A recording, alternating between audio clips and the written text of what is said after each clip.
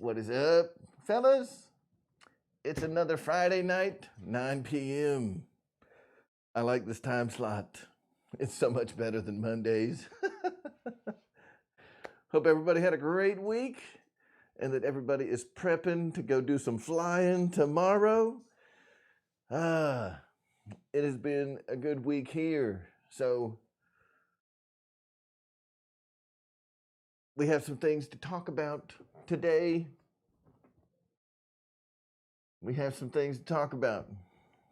So the first thing is the elephant in the room, which has nothing to do with Balsa yet. So Mary Boozer, RC in here, he's getting excited because I just got off the phone with him.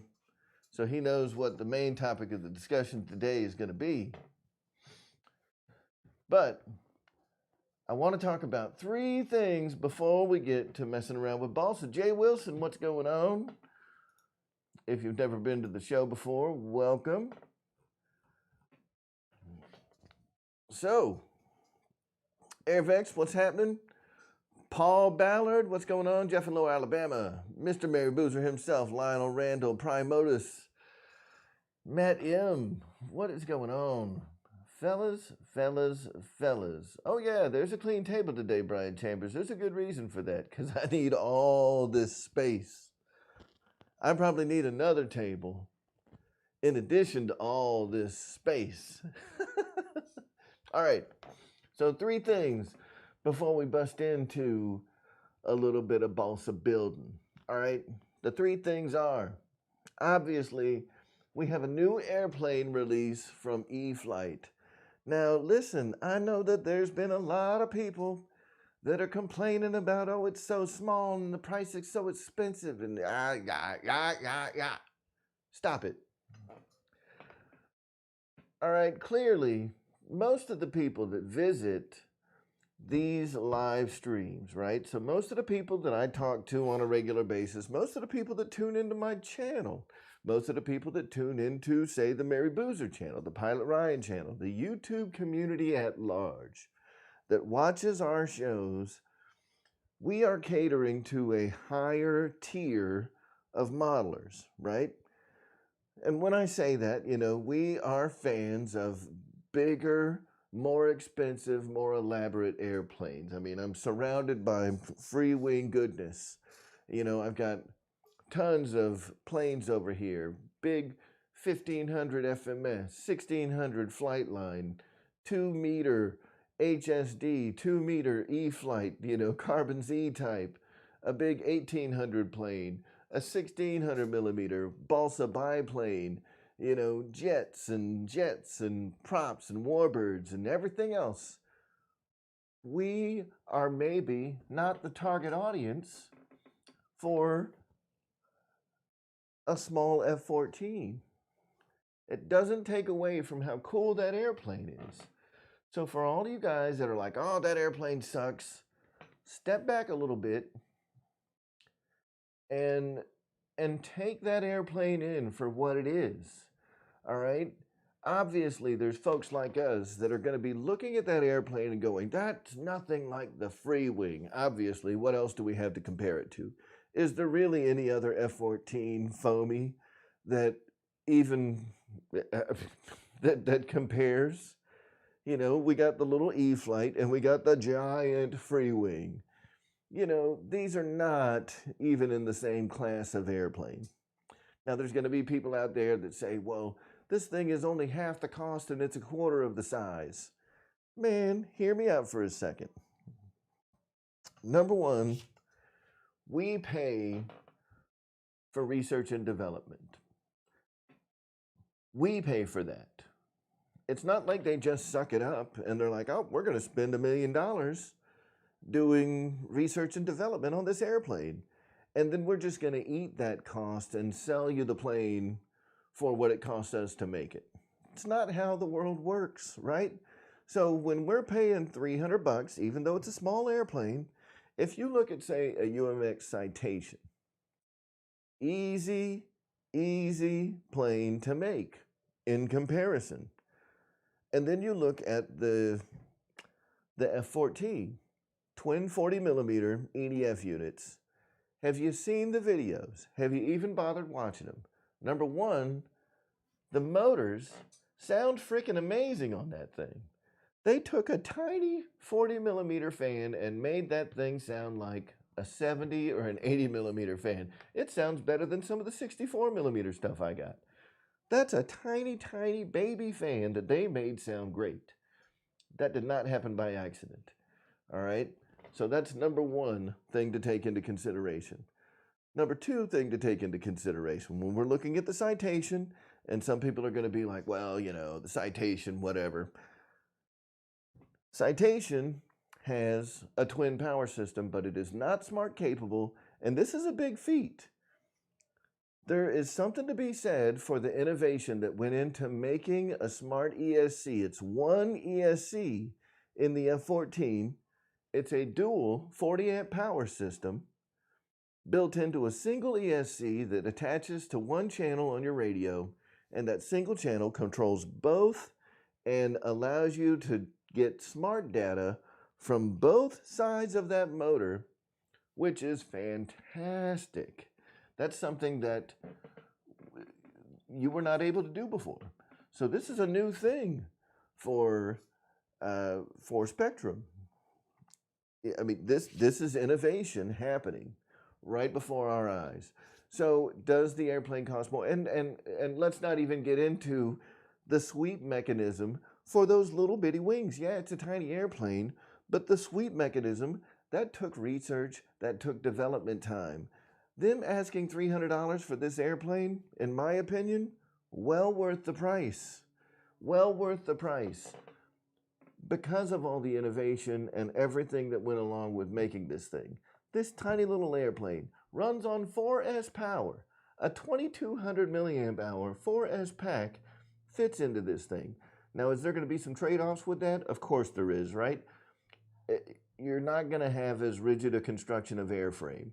You know, I'm watching it. I see the battery going into the battery bay. That's some pretty thin foam around there. So if you crash this thing, it's probably not going to be all that durable.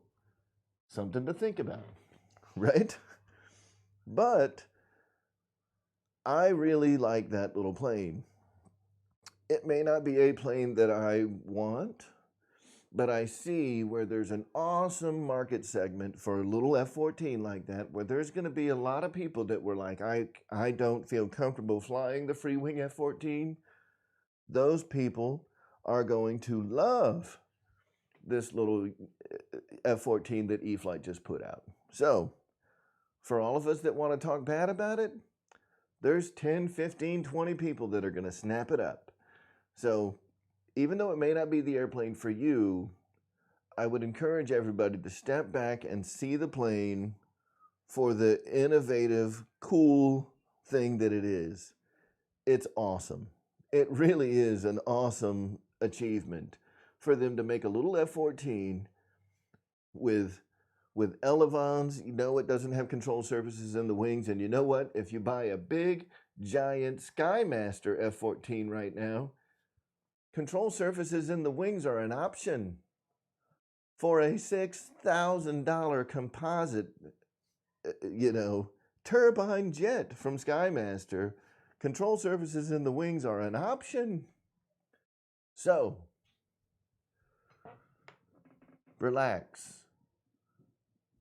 Stop bad-mouthing the thing and try to see the airplane for what it is. I'm not saying that you got to go buy it.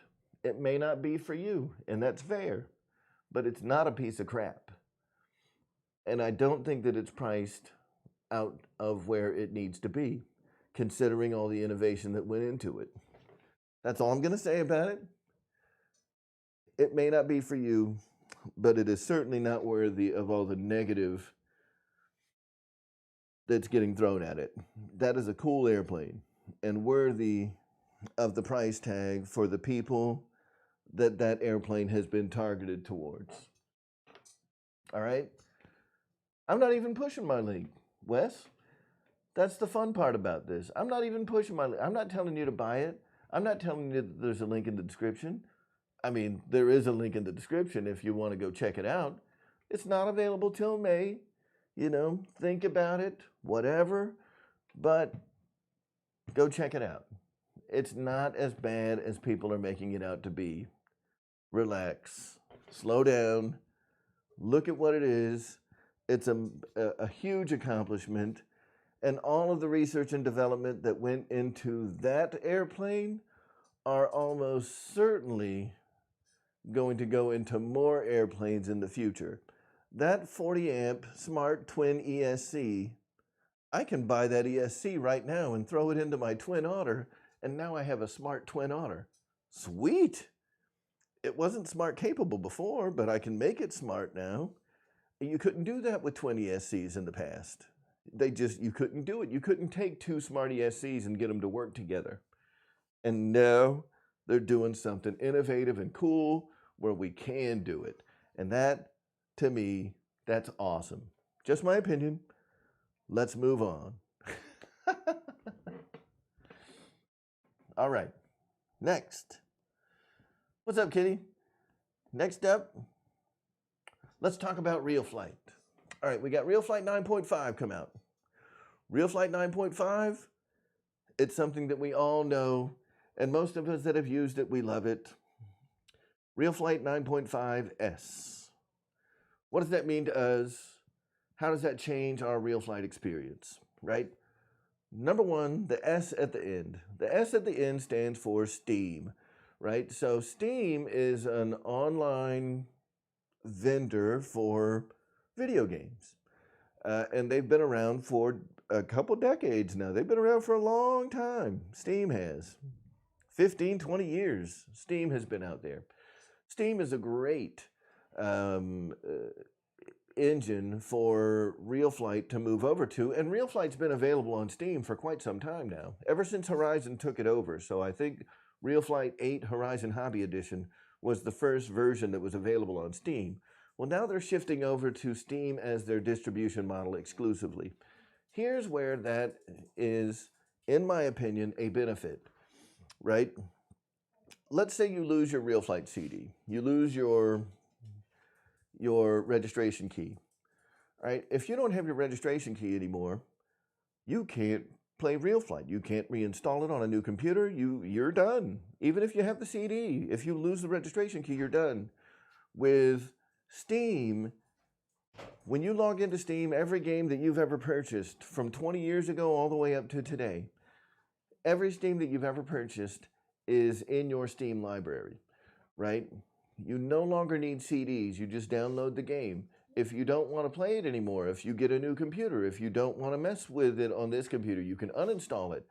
That download is available for the rest of Steam's life, right? For as long as Steam remains an entity, we will be able to go and download that product from Steam at any given time, right? And that's awesome. That's right. Even Amy knows. So shifting over to the Steam engine is awesome. Now, if you haven't heard yet, so there's going to be some people like, well, you know, do I have to pay another $100 to transfer it over to Steam? And the answer to that is no. If you have your CD key, starting on December 8th, which is next week, you'll be able to take your existing CD key and transfer it over to a Steam key, and then you can go over to Steam and redeem the Steam key for the Steam version of Realflight 9.5S, and it is a free upgrade to transfer your current CD key over to Steam. So if you just bought Realflight 9.5 recently, you are not out $100 or $200 or whatever you paid for it.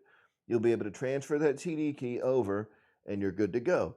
If you've already got an InterLink DX transmitter, that's going to work with the new version of Steam. If you've got any of the old Realflight transmitters, they all work. If you have an NX series transmitter, you can set up your NX10, your NX8, your NX6 to work with Steam version of Realflight. If you've got an open TX radio, like the Radio Master TX16S or the Eachine TX16S, the jumper radios, you can get these to work with Realflight. So, you know, there's a lot of different controller options, some of them wired. With the Spectrum stuff, you can use a dongle, which is really cool, but you are limited to the number of channels that you have available.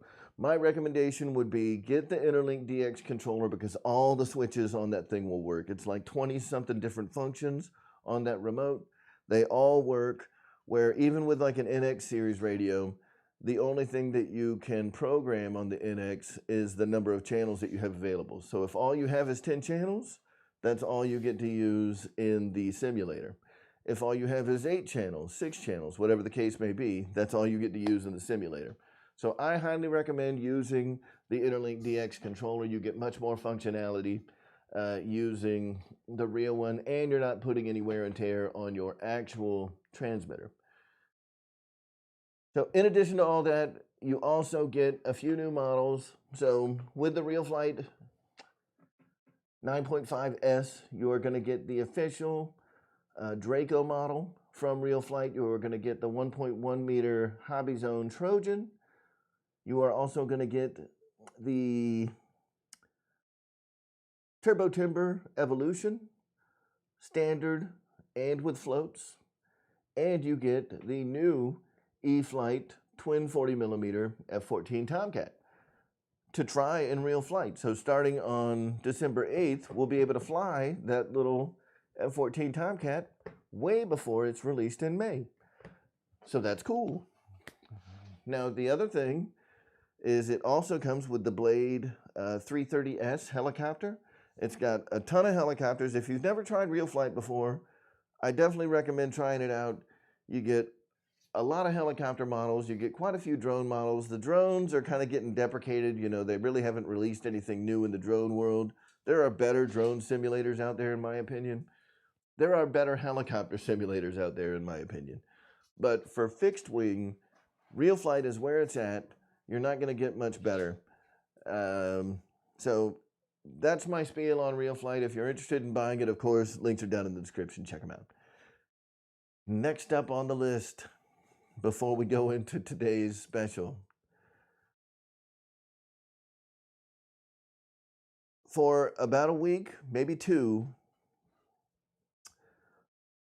So it was about 2 weeks ago, 2-3 weeks, that Horizon started picking up all of the FMS models with reflex gyros in them.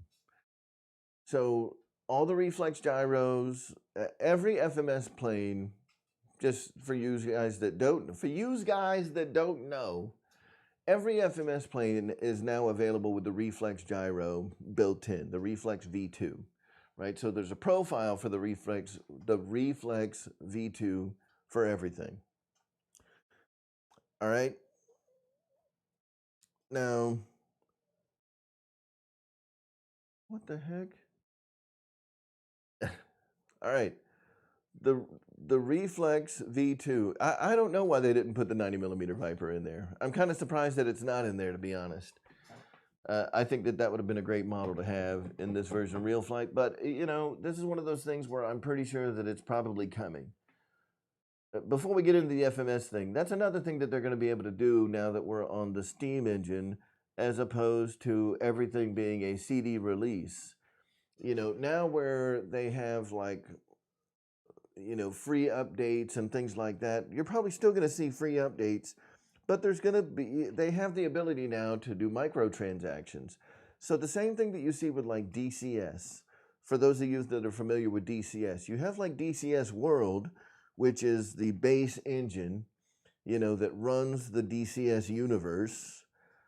And then you can buy, you know, the specific models that you want in DCS. So DCS comes with like a couple of things, you know, so you buy the initial, you know, DCS package. Actually, with DCS, it's free, you know, but, and it really doesn't come with anything worth noting.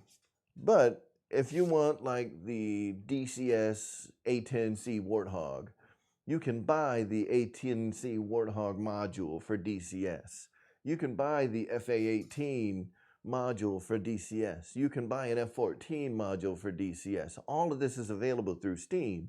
Very easy transactions, you know, and you own it forever. So as long as you can get into Steam, you can download it, you can play it anytime you want. It's awesome. So they're going to be able to do the same thing now with Realflight. So if they have like a premium model that they want to sell for like $5, you know, you can go in there and buy, you know, a premium model or maybe a pack of models. Maybe they have 5 new models that they want to add to Realflight 9.5S, and you just pay, you know, $5 to add those. You know, what I like about this model moving over to Steam is that the core version of Realflight doesn't necessarily need to change ever again. You know, so Realflight 9.5 or Realflight Steam Edition, they don't necessarily need to charge for the engine anymore.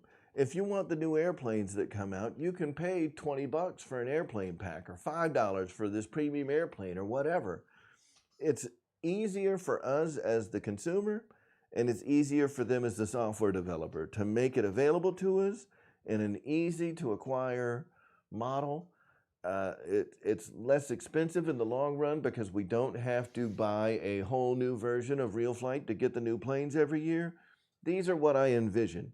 I don't have any kind of, you know, secret knowledge, but this is how other platforms on the Steam, you know, within the Steam universe work, is you can, you know, add downloadable content, DLC, right? For those of you non-gamers.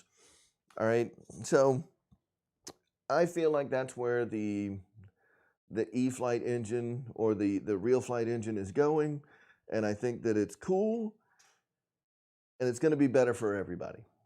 Anyway, now back to FMS.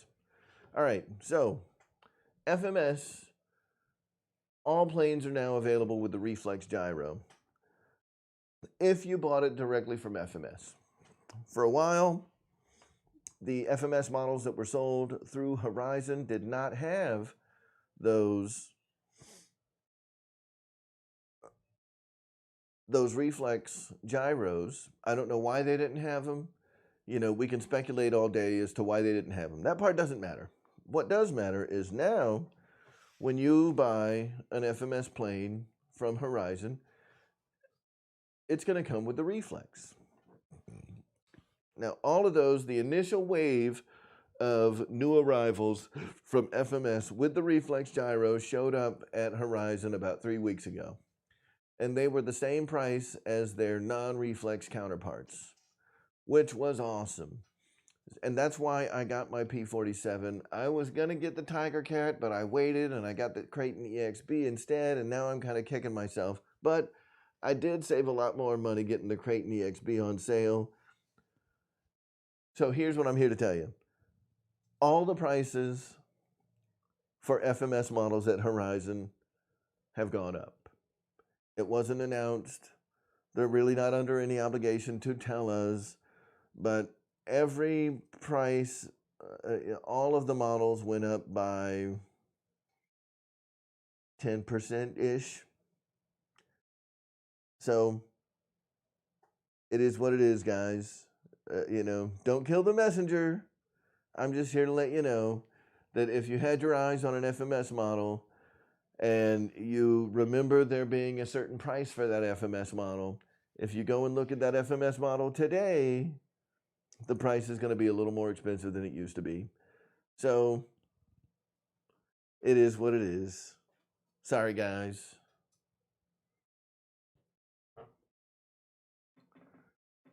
So now I need to pay more for the Tiger Cat than I wanted to pay. The FMS is still the one that I want, and I'm going to have to pay $50 more for it. You know, it is what it is. Prices on everything are going up. You know, this one wasn't necessarily announced. And, you know, Matt, I see you saying way up. They're pretty standard across the board, about 10% on each model. Some of them didn't go up by that much. So it just is what it is. So Snow Valley Park, they were talking about basically all of the Horizon models. E-flite, Hobby Zone, Hangar 9, etc.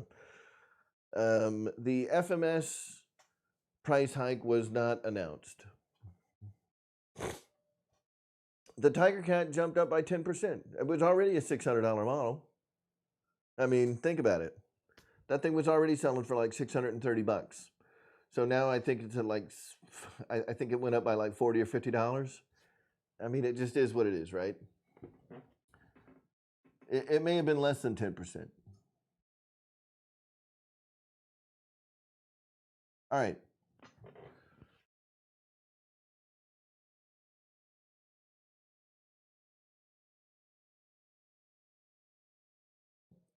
So, Mike Keller, if you're talking about the, not the Stinger 90, what is that big, the big twin tail 90 millimeter? Is it the Stinger? I don't think it's a Stinger. Is it Scorpion, Super Scorpion, something like that? Anyway.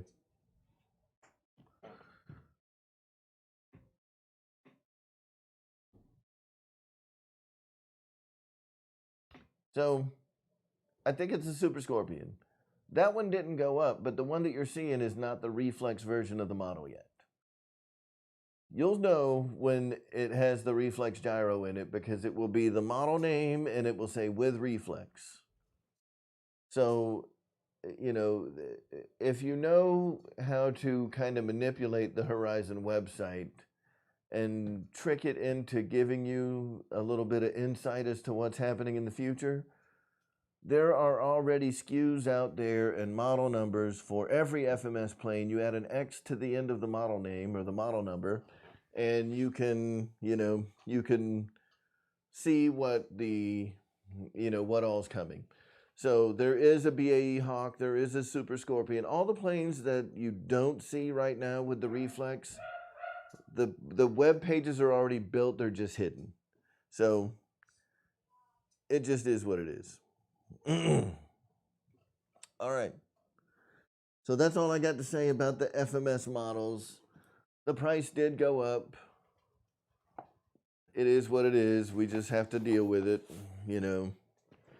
So if you missed out, sorry guys. I didn't know it was happening. We'd have told you. So what we got here is a Balsa kit. I've never built a Balsa kit. I have some Balsa planes. I've flown some Balsa planes in the past, but I've never had to build one from nothing. Yeah, this Balsa Boozer model didn't change at all. So, yeah, this is a kit. So what this is a House of Balsa P-51. Now, I have been in the world of Balsa kits before, where you open it up and you've got all that fresh balsa, and the smell of fresh balsa, you smell it and it's like, oh, fresh wood. This particular kit, this is a 43-inch wingspan, so it's kind of a small airframe. I don't know if somebody wants to convert that over to millimeters, feel free, but it's a 43-inch airframe. Single aileron servo, so it's a cantilevered aileron setup. One servo that runs both sides. Aileron servo sits in the middle, and it has like cables that run out to the side that run them. So that's cool. Now, something that's interesting about this particular Balsa kit was gifted to me because I had been expressing an interest in wanting to do a Balsa build for quite some time. And the last time I was down in Florida, this was gifted to me by Wesley and Papa Boozer. Yeah, this is a build, not an assembly. Yeah, exactly. So this is like a Balsa build kit. I don't even know that this is laser cut, right? Like I may be cutting, balsa out of blueprints. So this is old school, right? So the Wesley and Papa Boozer gave me this, and apparently this Balsa kit has been around since Wesley was a baby. That's how old this is. So this is from, I don't know when Wesley was born, but I have to assume that it was sometime in the 80s. This Balsa kit is old. So, with all of that in mind, of how old this box is and where it's been, this came from Wesley's house. This was at Wesley Boozer's house for a long time. This no longer smells like fresh wood. This smells like farts and beer. It's not good.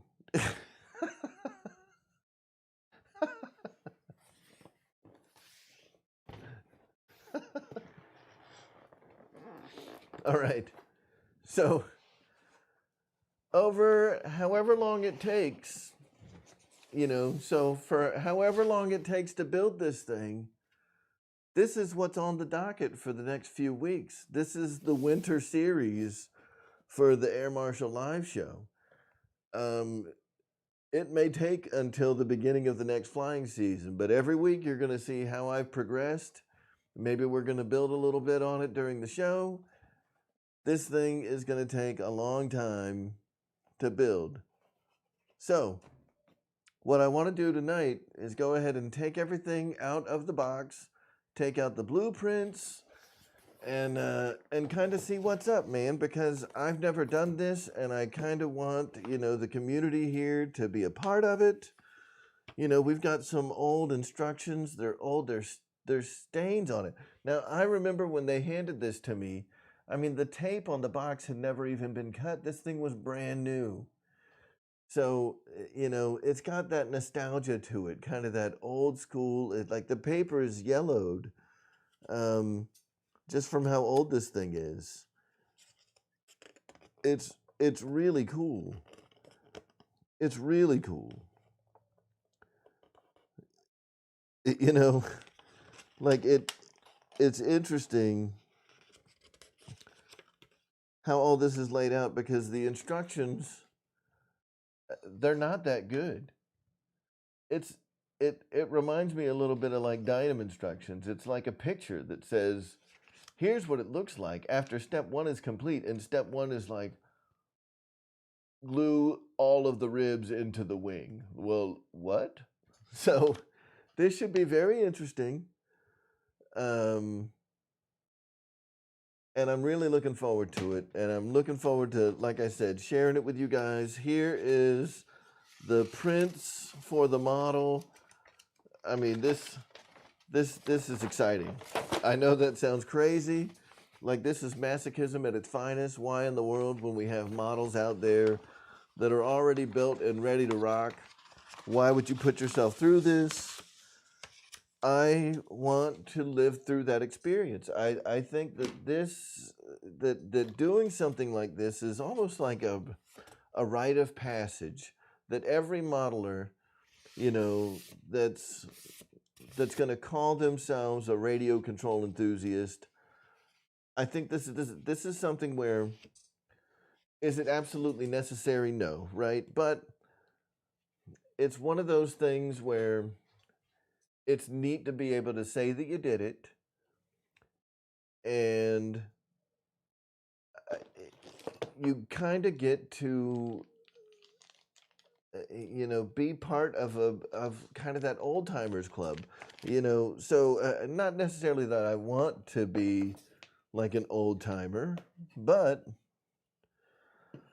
I think it's just super cool to be able to say, like, yes, I have built balsa kits. Like, from nothing. Dude, look at this. Here's the canopy, still wrapped up in like tissue paper.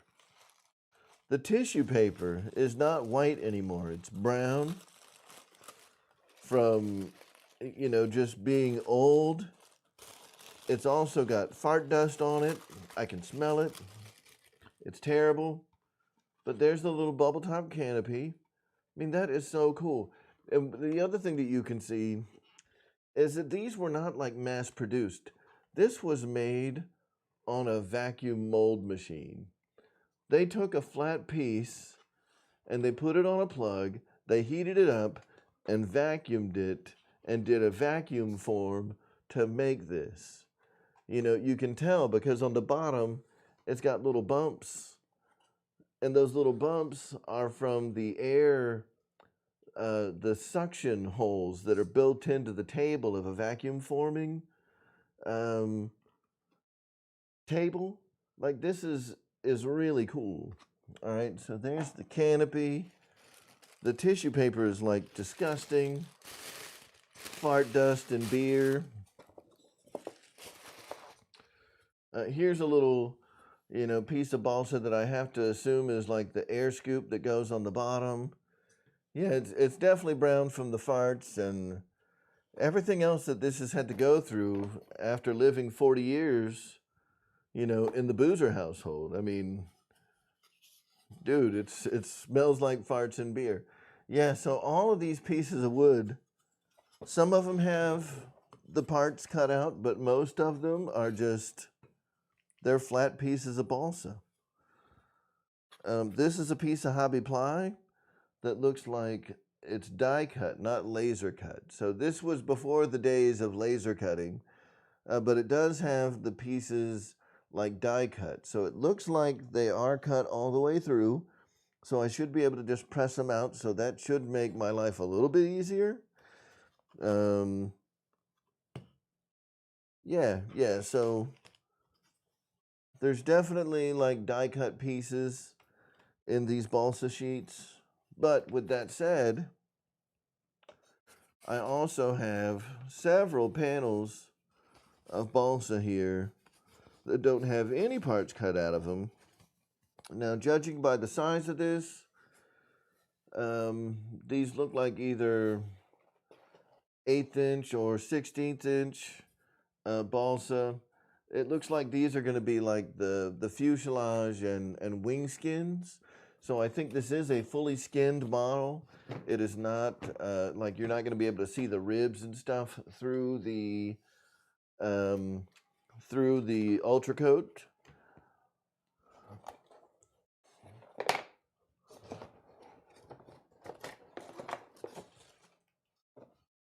Here it comes with a dowel rod. That's interesting. I don't know what this piece is for, but it's here. Here's another little. I mean, it's. This is it. You know, this is kit building. So, I mean, I am in now. I am in it. Here's another little piece of wood.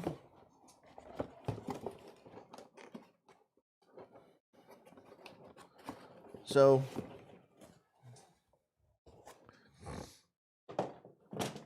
somewhere in the instructions it said something about ribs. It says right wing panel, left wing panel, etc., etc. You know, I'm going to go through here and see if I can. Oh, here they are. Now, what's crazy is none of this.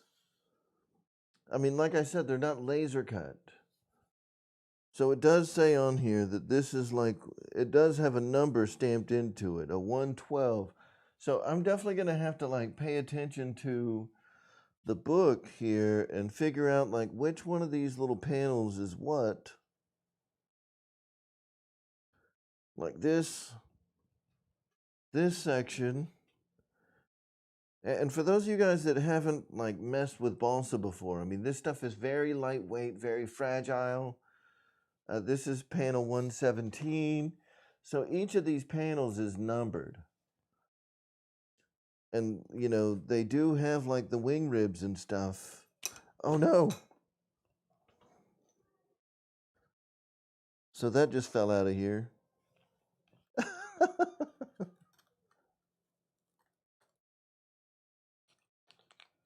And it's broke,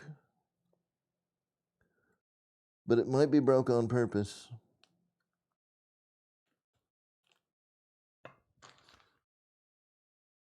Yeah, so that's another 117. Oh, they're the same. So there must be some symmetry there from one wing panel to the other. You know, they're symmetrical wing halves. So it makes sense that you just flip the parts around backwards to build the other wing.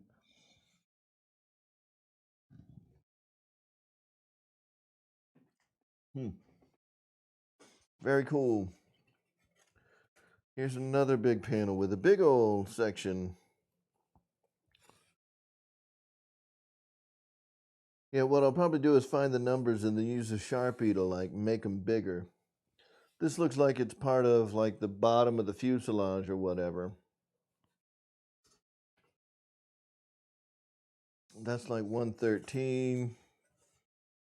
This definitely looks like, you know, like a center brace of the fuselage. Oh, look, there's two of them.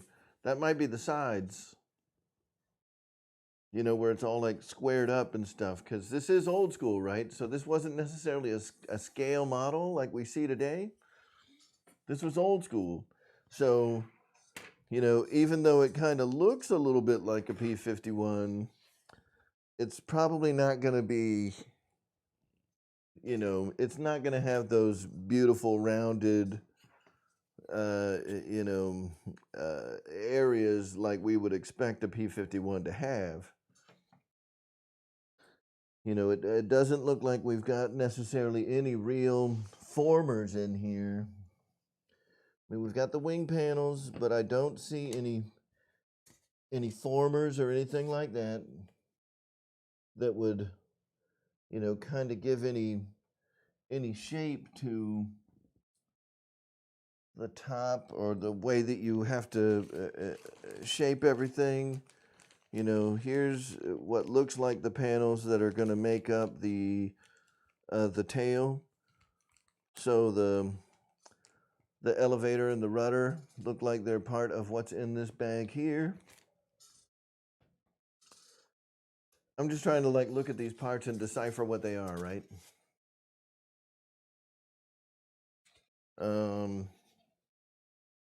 This almost looks like the, you know, wing leading edges or something. I'm sure that there's going to be some sanding and forming that I have to do on these to make them look, you know, look pretty. I mean, I'm kind of excited to get this thing together, right? I know it's going to take a long time, but, you know, with that in mind, I'm excited to get started with it because it's, I mean, look at this. This thing is all just pieces of wood right now. That's it. It's all just pieces of wood. So I'm really excited to get this thing put together and see it starting to take shape and take form. You know, I mean, that's what's exciting about all of this stuff. You know, that's why I got into modeling when I was a kid, you know, and why I always appreciated the kits a lot more than I did, and even still today, you know, when I get like a ready to run car or ready to run aircraft, ready to fly aircraft, almost ready to fly, whatever the case may be. Now here's what looks like they could be some formers. This looks like it goes along the side and it's got the wing pocket along the bottom. I mean, you guys can't see that, but I mean, I can. I can see what it's going to look like after the part gets punched out. You know, and some of these are definitely not balsa. Some of them are like hobby ply. Some of them I think are basswood. Some of them are balsa. Yep, and these are all the pieces that I think are going to be the wing skins. And to be honest with you, I'm probably going to be going to the hobby store quite a bit to buy replacements for a lot of these things and having to cut new parts out because I am certain that I'm going to screw something up during this entire process. All right, so now that we have all of the pieces out, I kind of want to take a look at the blueprint. So for those of you guys that have never built a balsa kit before, I haven't either. But, you know, I want to kind of show you guys what this process was like, because I don't think that, and really that's my biggest reason for wanting to do this, was so that I can appreciate when folks like, oh, here we go. So remember when I was saying, like, there doesn't seem to be like there's any formers or anything like that? Here's the ribs that are going to go down the side of the fuse to create, you know, those contoured edges and stuff. And then hopefully we'll put some skins over those. But yeah, that's cool. So here's, I mean, these are blueprints, like actual size blueprints.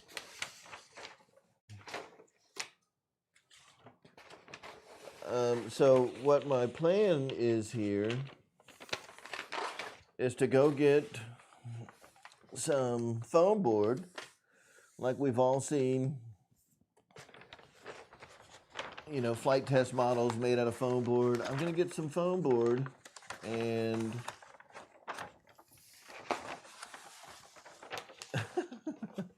yeah, because this is not gonna stay flat like this.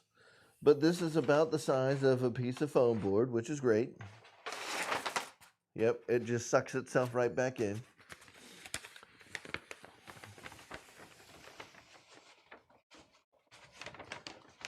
Man, Wild Bill, I will never buy anything from Hobby King.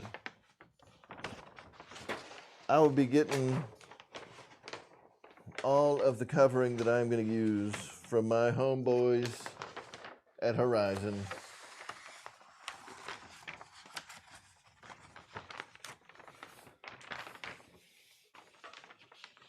So this is awesome.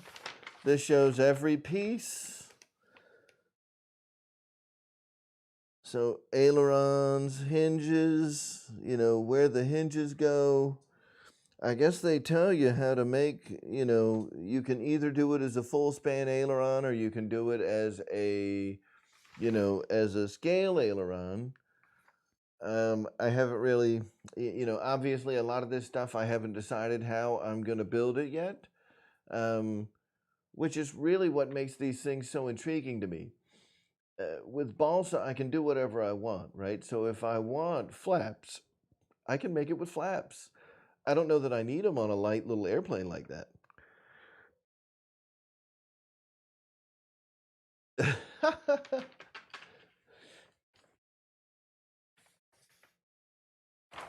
Yeah, it does take 4 beers and an ass to hold these plans down.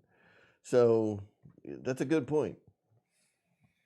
Now, one of the things that's pretty interesting here, and I may have mentioned this already, there's only one aileron servo. And that aileron servo sits in the center of the wings. And the aileron servo is attached to 2 cables that are inside little tubes, like the brakes of a bicycle. All right. And you've got like these areas here, you know, because it's balsa and I can do what I want. What I will probably do is set this thing up to run on 2 9-gram servos instead of a single aileron servo with all these crazy nylon rods and stuff, which I don't even think are in here. I think that nylon rod material that it's talking about are things that you have to buy separate, that don't come with the kit.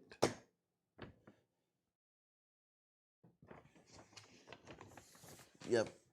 So I don't think that I'm going to be doing a single aileron servo. I'm going to build like a little servo mounting box, you know, that I'll build into the wing frame, and, you know, I'll put it where where an aileron servo needs to be, but I'll just use little 9-gram servos. So what this is calling for is like a standard size. So you got to think, like, this was built back in the day when you bought like a Futaba 4-channel radio back in the 80s, you know, the old Futaba Conquest. And a Futaba Conquest came with 4 standard servos in the box, right? So this guy, it comes with a rudder servo. Interesting though, it's not a pull-pull system. Yep, it doesn't look like it's a pull-pull system. So you got your rudder, your elevator, servos that go in the fuse.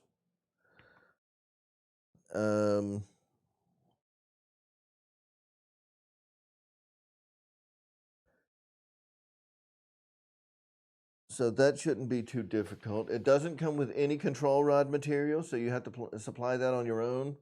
I've got tons of pull rods here.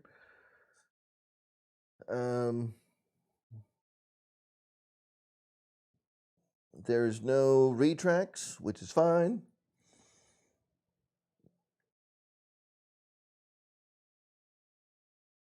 It does tell you to get some 1 3/4 inch diameter wheels, a 3/4 inch diameter tail wheel. It does come with like the wheel struts for the tail wheel, and it does come with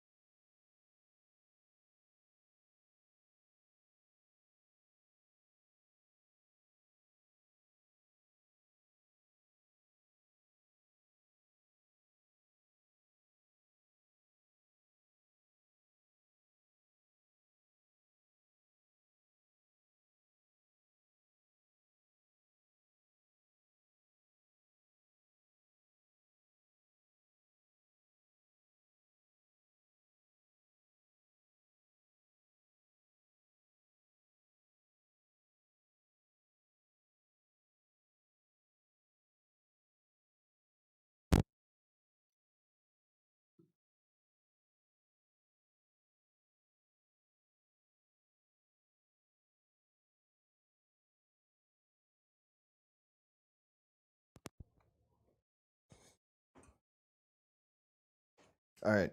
How about now? Can you hear me now? Can you hear me? Yeah. That's what I'm talking about.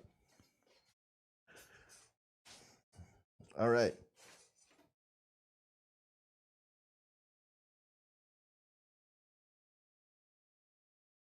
Yes. So now we got sound back, which is awesome.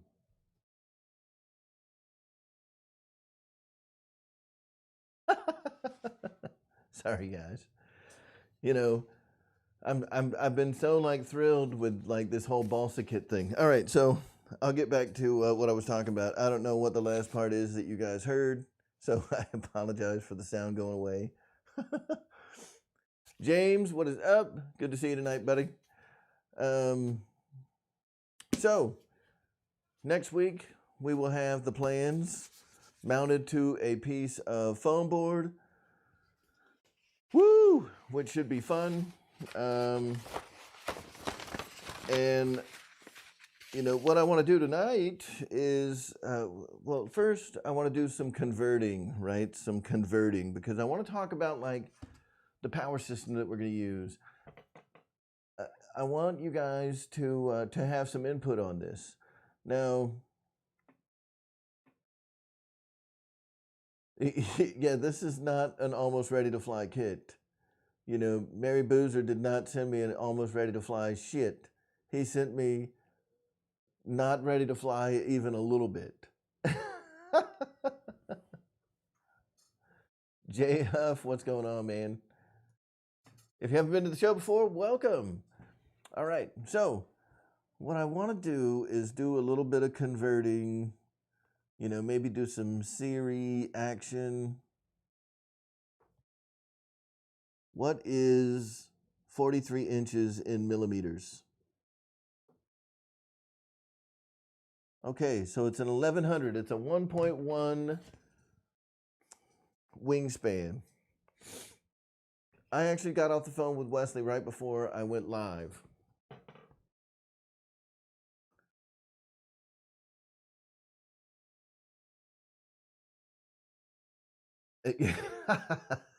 Rich, that is funny. So I do have a V1200 motor that I could throw in this thing that's like a B. I'm not turning this into a 6S airplane. I want this to have the opportunity to fly at least once, right? But that's funny.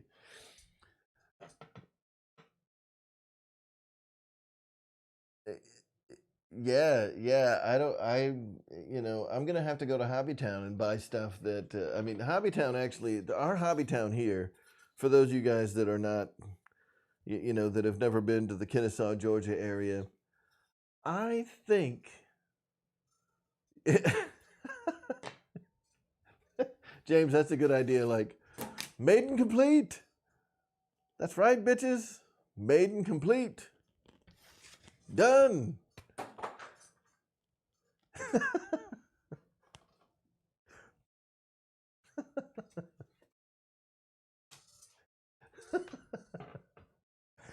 So I think what I'm going to do is I don't want to deal with nitro, right? Initially, I was thinking about it. I was seriously considering going with nitro. But nitro fuel is stupid expensive. It's like 40 bucks a gallon, 30, 40 bucks a gallon. And the motor that I would need for this thing, for like an 1100, 1200 size airframe, the kit's calling for a 0.19 to 21 size glow engine. Those are just weak, right? So I feel like I'd need to go with like a 0.25 at a minimum, maybe even like a 30, 35 size. And it just becomes problematic. The more I think about like gas and sourcing and, the motor and sourcing the engine and going with glow. So now I got to get glow plugs and a starter and yada, yada, yada, yada, yada. Why not just make it a 2200 milliamp hour or 3000 milliamp hour 4S pack with a 4S power system and let this baby just tear up the sky for as long as it lives, right? If it dies on flight 1, stuff happens. I hope that doesn't happen, but it could. I think I'm going to turn this into a 4S electric system, and I'm going to run, I know James was talking about, what is that, a TA-150? I don't think that's going to work in this little guy.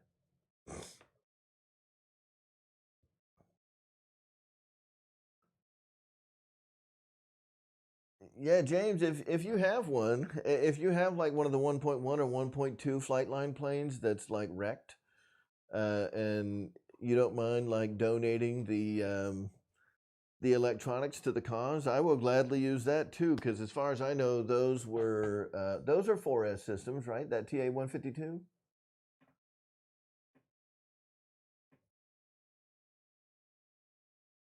Yeah, I don't know if he's got like a 1200 millimeter Spitfire. This would have to be like a plane that's been wrecked and in bad shape.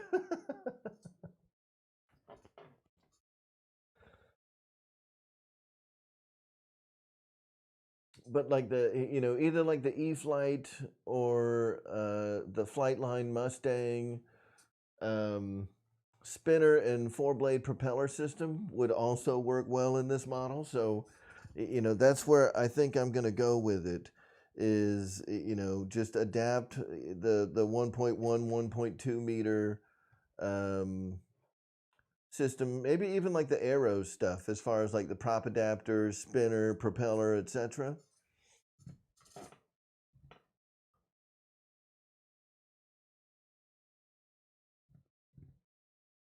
Yeah, James, let's talk about it, man. You know, if you got one that you're willing to donate to the cause, you know, to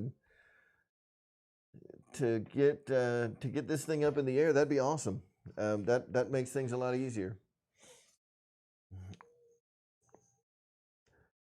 So, you know, I haven't even started thinking about what what scheme I'm gonna do, what colors I'm gonna do. None of that. You know, I probably will do some type of silver, like a matted, you know, silver finish to make it look like, you know, like brushed aluminum. Not that polished chrome crap that, you know, Wesley's like, oh, make it polished chrome like mine. No, we're not doing like mirror finish on this thing. We're not going crazy. It definitely does not need V900 power, right? It doesn't need V900 power. It doesn't need V1200 power. I think that the power system out of like a 1.1, 1.2 meter foamy warbird would be perfect for this thing. Set it up with 4S power. I'm already going to have to do quite a bit of scratch building to make servo pockets in the wings for aileron servos instead of having the single servo in the center with cable drive ailerons. I think that's a terrible idea. Saran wrap could be that could be the ticket. You know, my wife has this stuff that she used to use for like Easter baskets that she would send to people, and it was like this cellophane crap. And you take a heat gun to it and it would shrink, but it would shrink like 4:1, right? Like it was way more than like your typical monocoat stuff. Like this stuff would get tight. I should just slip the entire fuse and wing into these like cellophane bags and just whoop and yes, yeah, like a mega cold shower shrink. You know, like go and lay down face first in the snow naked and then get up and it will be like retracted inside. You know what I'm talking about. So yes, it would be shrunken, you know, like going to the bathroom in the winter. So I can't do that right now, Wesley, because you sent it to me on freaking Facebook. And especially now that the sound is broke. Well, the sound's not broke. Obviously, you guys can hear me, but you know, I was on my wireless system, and because I'm stupid, I forgot to charge my wireless system, you know, for my microphone this morning. So now I am running wired back to the camera, and it won't be as easy to switch things around. All right. So I've actually got a lot of stuff here that I can run this on as far as motors, servos, power systems, you know. So I appreciate, you know, everybody's input, but I think you know, between the planes that James has and the stuff that I have here, we're going to be able to gather up, you know, some servos and some power systems and things to be able to get this thing up and running, and it's going to be awesome.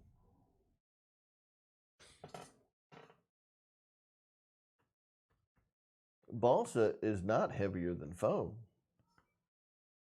Dana, you're crazy. This will not be a heavy airframe at all.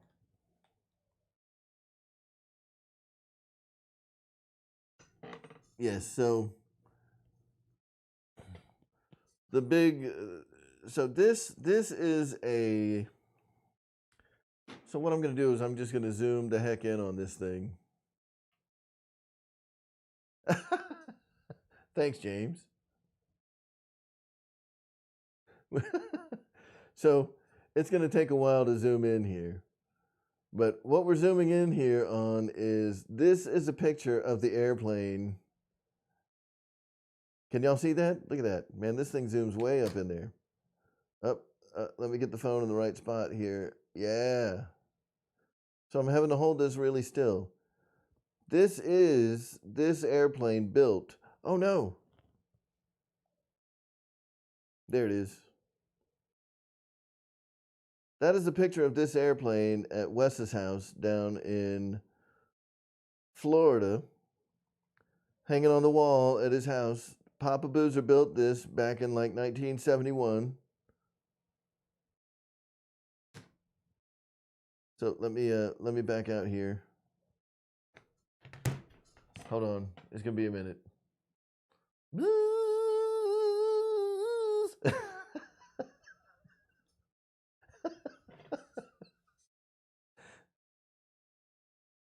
All right. So that is a picture of this exact model kit built back when it was new.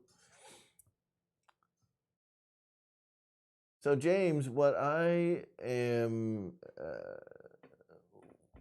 predict is that mine will look not even 24.3% as good. So I have never covered a plane with monocoat. I have never I've never built balsa before. I've done like do you guys remember like the little kits? So they were like 48 scale models. They were about this big and they were all balsa and you covered them with tissue paper. So I have built like 3 or 4 of those kits. I think I had like an F-15 and an F-4 and like an A-4 back when I was a little kid. I've built those little kits. They were like tiny, tiny, tiny, little balsa kits. So all the pieces of wood and stuff, I mean, it was basically very similar to what I'm going to be doing here, but much smaller. So I've done some, wood-built, stick-built airplanes, but they weren't flying models. So there wasn't a lot put into consideration of structural integrity and things like that. I didn't care if it fell apart. It was just going to hang from the ceiling or sit on a desk or something.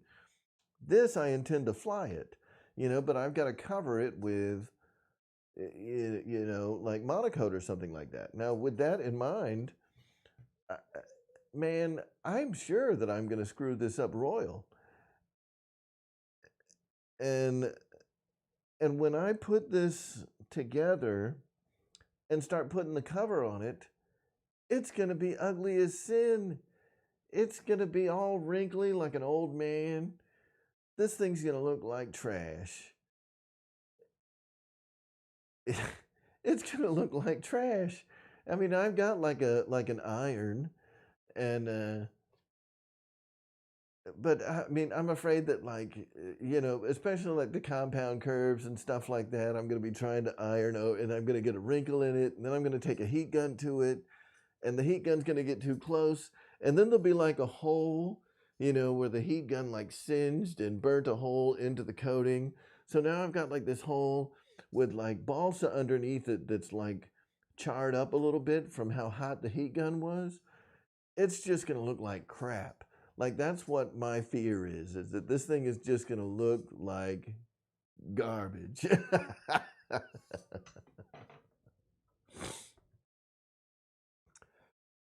And man, maybe it won't be that bad, but I feel like this is something that, as a hobbyist, as an enthusiast of model aviation, I feel like this is like paying tribute and homage to those that have come before me. Those old timers at the field, they're like, nothing flies like balsa. You need to fly balsa. And I'm like, you need to suck balsa. But I'm going to do it. I've got the PT-17 from Dancing Wing. That thing is amazing. So I get it. Balsa flies better. That's no joke, man.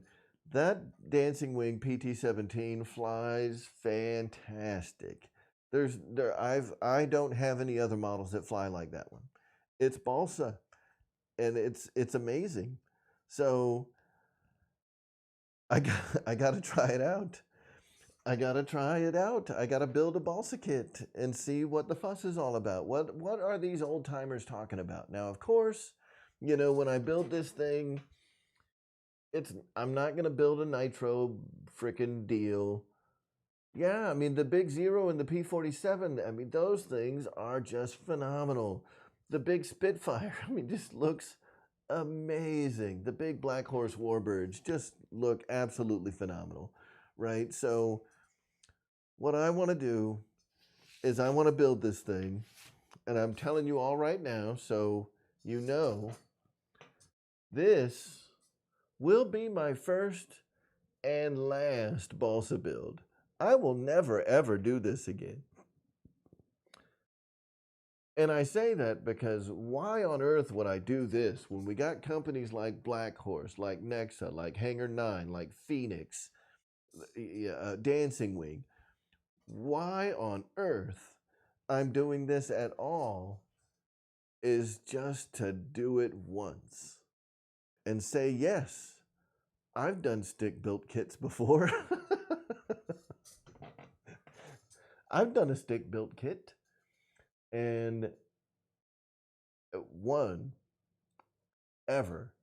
And it's all that I ever want to do. Because I promise you, the amount of time that I put into this, and if you value your time, yeah, Extreme Flight, yeah, good point. I mean, there's a lot of manufacturers out there that make fantastic balsa models. That this is a one-time thing for the experience, and that is it. So I'm going to do this for the experience and then never ever do it again. That if I want more balsa, I will buy almost ready to fly kits, or these, you know, the ones that we're seeing now where we have like basically plug and play balsa from OMP Hobby, from Dancing Wing, from Hangar 9. You know, maybe we'll be seeing some, you know, some stuff from Ocean here in the plug and play balsa arena. That'd be awesome. So, yeah, there's you know, some stuff out there that I'm going to be, you know, looking at for the future. The big Hangar 9 P-47 is awesome. You know, there's some Nexa models that I really want to take a better look at. I think there was somebody in one of the Zooms one time where they had shown me the was it the Nexa? It's a Baron. I think it's a Baron 58, which just looks amazing. You know, big twin Beechcraft that looks awesome. So, yeah, this is it. This is the one time that I'm going to do a stick build, and then I'm never going to do it again. And any balsa that I get from that point forward will be made for me by the manufacturer. I don't mind assembling it. I don't mind sanding. I don't mind taking parts that are already put together and doing all that. But I already know that this is going to be a lot of work, and I'm willing to put the work into it and make it look, you know, as good as I can. Nice. So that's pretty much it. You know, I've got all the pieces out of the box, and for the next however long it takes to get this thing put together, you know, this will be something where it's kind of that winter project, right? That I'm going to be working on it, but you know, this is kind of my commitment to. We're not doing any more reviews. We're not going to do anything else. Not on this table, anyway. Until this is done. You know, this is my workbench for this airplane for the next few months. So this is what we get to see, you know, over the winter months here on the channel. And I'm really looking forward to being able to share the progress with you. You know, go over how the build is going, you know, getting this mounted, getting some servos, you know, and kind of going through and documenting what that, you know, the adventure of my first balsa build. And I mean, maybe I should call it like the adventure of my last balsa build, because it is going to be my first and my last. I mean, I'm being 100% honest with you. I'll do this once and never, ever, ever do it again. So,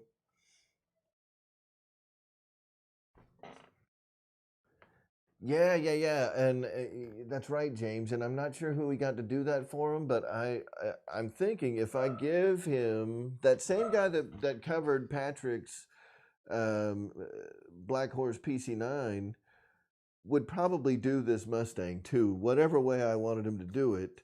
I just don't know what I'd have to give him. You know, does he drink beer? Um, I do have a GoPro, so I can do time lapse on the GoPro as long as I plug a battery into it and just let it roll for, you know, for hours. But yeah, a GoPro on time lapse mode with like a 256 gig, 512 gig memory card. I think it'll get the job done, dude. All right, guys. So that's all we're going to do for tonight's show. Now, with that in mind, now that we're doing these on Friday nights, everybody knows that we got the Friday night Zoom that we do on the weekends now. So we do them every Friday night. If you haven't been involved in one of the Zooms before, they are a lot of fun. So I encourage you guys to jump on in if you like. I'm going to start up a Zoom meeting. Now, my understanding is that I have fixed all the problems that I've had in the past, and you'll be able to just click right into the Zoom meeting now. Let me know if it works. I think it does. Let's see. I'm going to turn on a few settings here. We're going to go here, invite, copy. Whoop, whoop, whoop, whoop. Okay. Look. And wham. All right. So if you click on the link that I just put in the chat, that should take you straight into the Zoom. We're also going to be posting this in the RC Pilots Lounge, and the EDF Jets, EDF Jet Clubhouse, several groups in Facebook. We will be adding the Zoom link to. So if you guys are interested in joining us in the Zoom session, then please come by and hang out with us, because it is a good time. And you get to come and harass us live. If you have any questions for us that I ignored in the chat or just missed in the chat, hop in the Zoom, ask those questions direct, man. It is super cool. And yeah, yeah, James, that's no joke, man. The Balsa initiation. I feel like, you know, this is something that, you know, I feel like I have to put balsa in my mouth. Like, there's so many things that I have to do that is just stereotypical. Like I'm rubbing my balsa. I put the balls in my mouth. You know, I'm gonna slap the balsa against my chin. Like, there's so many funny things that you can do with this. So you know. Anyway, guys, I'm gonna go ahead and check out for the evening. I appreciate everybody coming through. If you are not subscribed to the channel, like the videos, share the videos, subscribe to the channel, hit the notification icon so you're always made aware when these kinds of videos come out. When these videos do come out, check the descriptions for these videos, because that's where you're going to find affiliate links. And if you don't want to do any of that, head over to rcairmarshal.com, and it will give you all the links to our affiliate partners. And every time you click those links, it offers a tiny commission. And when I say tiny, I mean that's not an exaggeration. Like, you buy a plane and I get like 50 cents.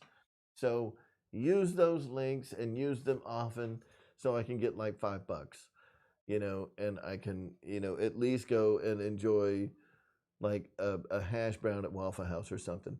Anyway, guys, I appreciate everybody coming out. Thank you all. We will see everybody next week. But before we go, I'm going to post a link for the Zoom into the chat one more time.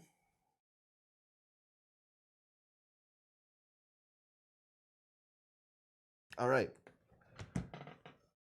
So there is the link to the Zoom session. And everybody have a great weekend, man. And we will see you all next Friday. Peace out.